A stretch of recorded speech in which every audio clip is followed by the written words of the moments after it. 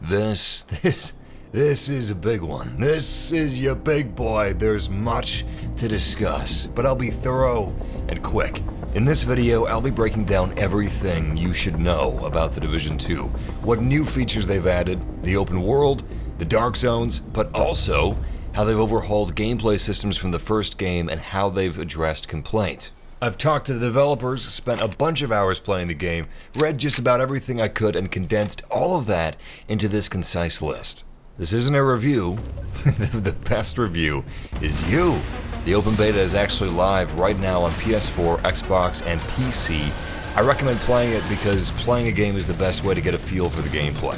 The beta is a sampler. It's got campaign missions, side missions, the dark zone, PvP, Endgame. You get to try a little bit of everything.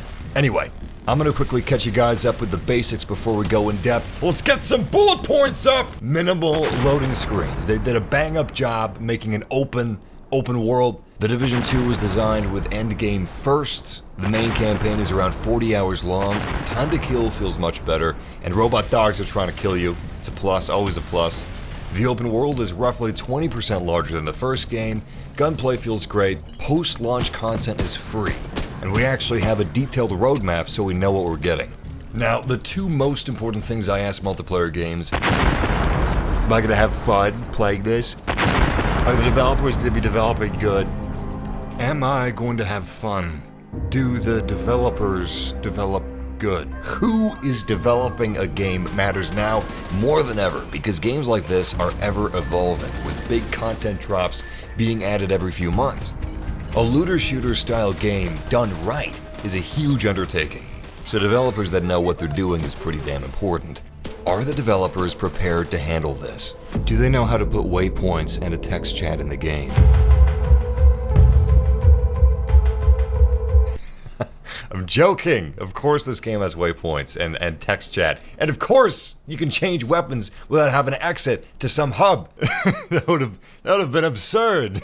Looter shooters, online action RPGs, whatever you want to call this genre that doesn't seem to have a consistent term, it's a genre with expansive, ever-growing games that you can sink a lot of time into, and as a result, looter shooters are generally games as a service. Conceptually, games as a service is great. You get your base game with a bunch of fun content, and the developers work to expand on that by giving you a bunch of big content drops over multiple years for free. However, I don't think this is something that us as consumers should take on faith. I don't know if you've noticed, but there's been an awful lot of games as a service games lately with ambiguous promises, developers giving non-answers or weirdly vague roadmaps, which is why I appreciate when a game like The Division 2 is clear about development and patches, what you're getting at launch, and giving us a detailed post-launch roadmap before the open beta. It doesn't feel like they're giving us vague promises just in case the game doesn't meet sales quotas. This is how you do a roadmap. It should be a standard. It should be something that you expect in this industry, but it's not a standard, and I'm glad they did it, and I hope it does become standard. This is partly why, it's as strange as it might sound, this is one of the biggest selling points of The Division 2 for me. The developers. Developers.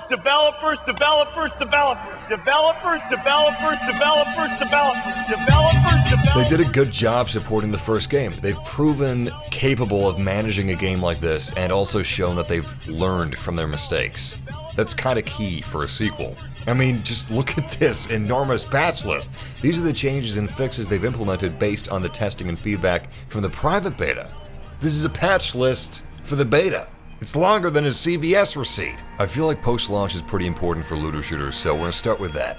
There's a 3-minute video going into detail on this, but to summarize, shortly after release, they're adding a new Endgame faction stronghold and the first 8-player raid in the history of the Division, which is also Endgame content.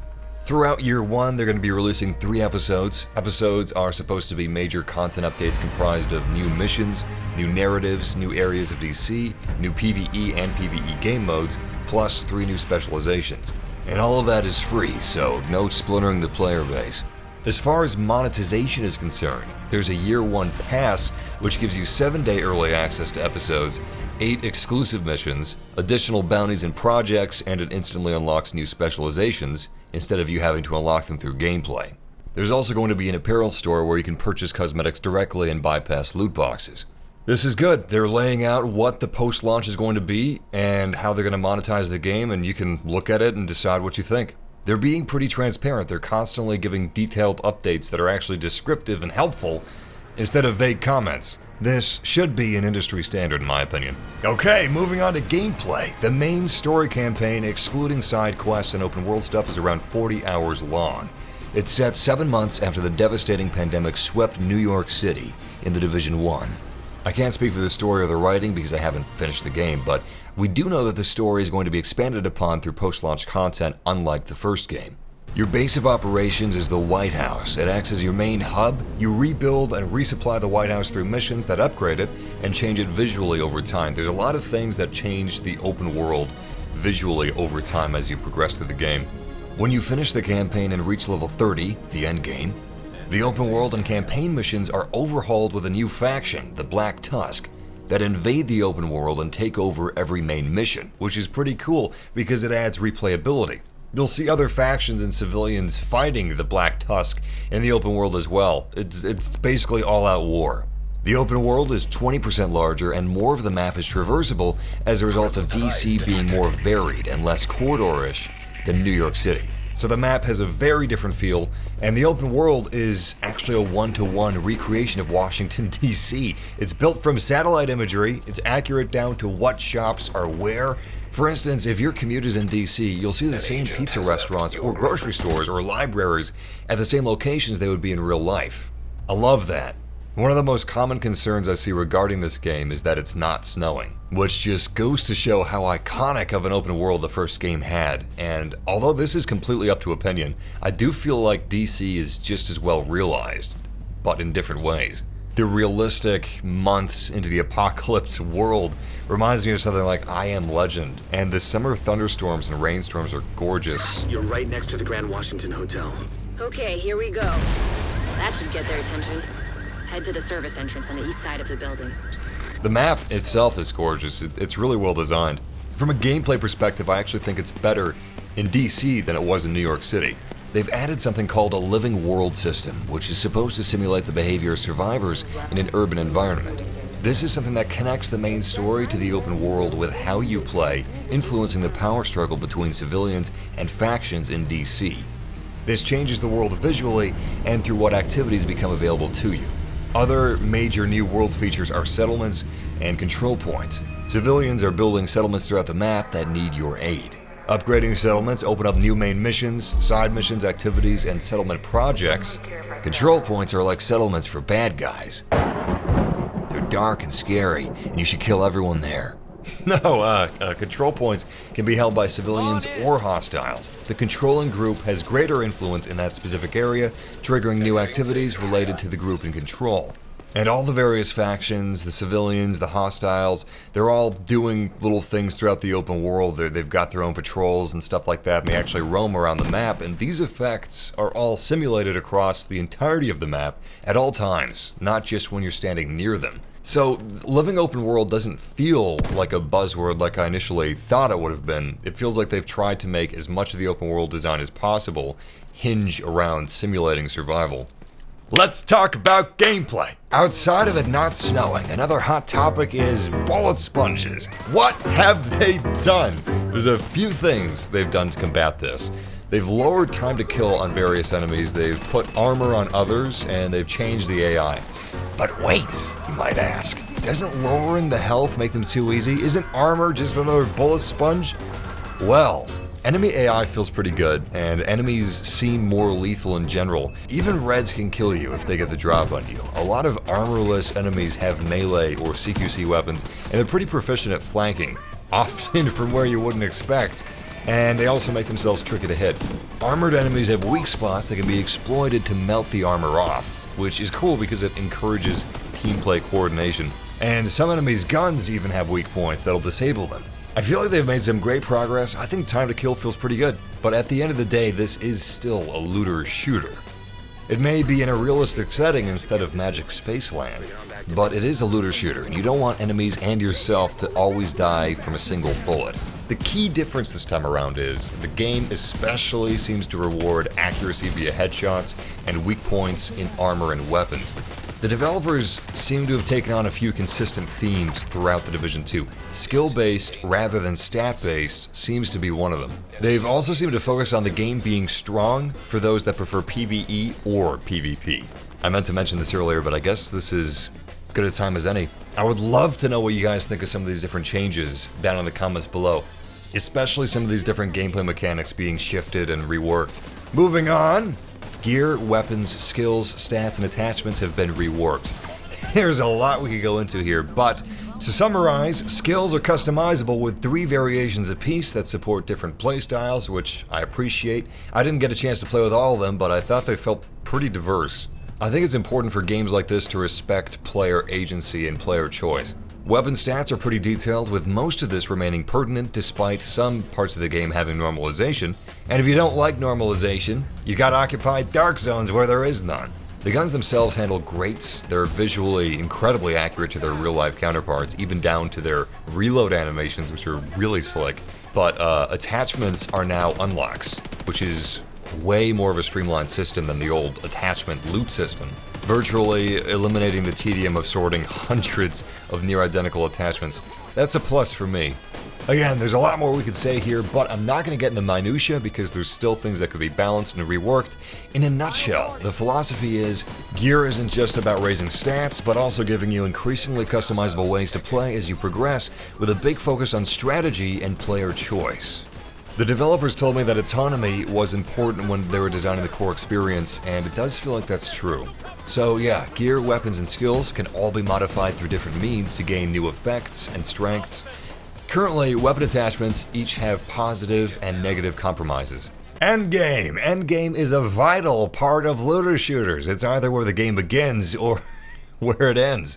So this is something that makes or breaks games in this genre. The Division 2 is said to have been developed with the Endgame first, and they're also planning on supporting it heavily post-launch. When you reach the Endgame at level 30, the open world is invaded by the Black Tusk. They take over every main mission, and they add a bunch of replayability, but what does that mean? Now obviously, with this being the Endgame, these enemies have to be harder. What does that mean? Well, while they are generally more tanky and armored, much of the difficulty seems to come from their advanced tech. Like these awesome gunship things, and their robot dogs, and their drones. The AI has a lot of tools at their disposal, which switches up gameplay, and it kept me on my feet. They're aggressive, but not just in pushing physically, instead flushing you out of cover with explosive drones pushing from above, or robots pushing from the flank. So even though the Division 2 is a cover-based shooter, they don't let you get comfortable and park your ass the whole battle. You gotta know when to be mobile and when to be on the defense. The robots can be pretty tricky. Drones are hard to hit. I found navigating weak points on the dogs much trickier than on humans. All of this is good because it mixes the endgame up. It ramps up the difficulty in more ways than just giving enemies more armor. And they don't just use the robots as guns, they use them to flush me out of cover. Actually, I totally wouldn't mind if there was a Division 3, and if it incorporated some sort of a badass robot apocalypse. I think that could be really good. Transmissions jammed. Proximity coverage only. I've always loved the concept of this, even if it wasn't perfect the first time around. The Dark Zone is a pretty unique part of the Division. Sure, you got stuff like organized PvP, matchmaking and stuff like that, but open world PvEVP like this is unique. A lot of these changes should please both PvE and PvP crowds. More servers have been added for better latency, and client architecture has been reworked to limit the ability for data modifications and improved the anti-cheat system to better identify offenders. I never encountered any hackers in the Division 1, but hopefully this will fix that for those who did. There are 3 dark zones this time around, each eliciting a different strategy by its layout and design, such as close quarters combat, long range combat, and something in between. Gear stats in dark zones are normalized to keep things skill-based rather than stat-based, although your build choices are still respected. So you still choose how you structure your playstyle, but RNG and how much time you spend grinding for gear doesn't seem quite as important as how you use the gear you have through your skills with it. A big part of the Dark Zone being more seamlessly PvEVP and less gank prone is the new Rogue system. There's 3 main levels: Rogue, Disavowed Rogue, and Manhunt status. Conducting rogue activities like theft or PvE will turn you rogue. Killing another player will turn you into a disavowed rogue. Kill enough agents, and you enter manhunt status. Rogue isn't just PvP, but also PvE, with a new rogue loop that they've structured around greed and theft, where you can hijack extractions or steal Dark Zone drops, or hack into terminals to triangulate the location of the thieves' den, or a sketchy guy trades loot for MREs. It's also much more difficult for someone defending themselves from rogue players to be marked as rogue themselves. There's no hostile VoIP. I'm not sure how I feel about that necessarily, but it's something that they could add a toggle for in the future, even though you'd probably just meet the acquaintances of your mother. For most people, these reworks are great. The Dark Zone is less unforgiving and griefer-prone while still being competitive. But if you just wanted someone to just try and grief you, those foolish bastards, are you a sadist that preferred the Dark Zone to be super unforgiving? Well, they focused on you too. Occupied Dark Zones. The most intense Dark Zone experience. It's not nearly as forgiving. You can only enter these in the endgame. Friendly fire is on. There is no normalization of stats or gear. There is no such thing as rogue status, and there are no rules. There's also organized 4v4 PvP called Conflict. The maps in this mode are built from the ground up for this mode, so you're going to be seeing areas of DC not present in the open world. I think that's pretty cool. It's good for balancing, but it also helps this mode not feel like an afterthought. The game runs at native 4K on the Xbox One X and supports Dolby Atmos. It's 30 FPS on all consoles. The PC version seems to have pretty extensive support, like in-depth graphics options, text chat, ultra-wide support, multi-monitor support, and HDR for PC and console. From what I've played, loading screens are quick and performance is solid on the Xbox One X and PC versions even at 4K.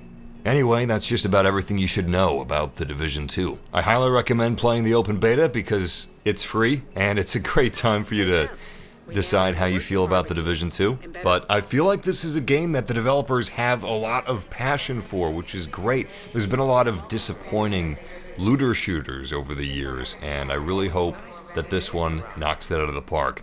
In any case, thank you guys for joining me for this video. I have more videos on The Division 2 that you'll be seeing on the end screen right now. But until next time, thanks again to Ubisoft for sponsoring this, and stay frosty, agents.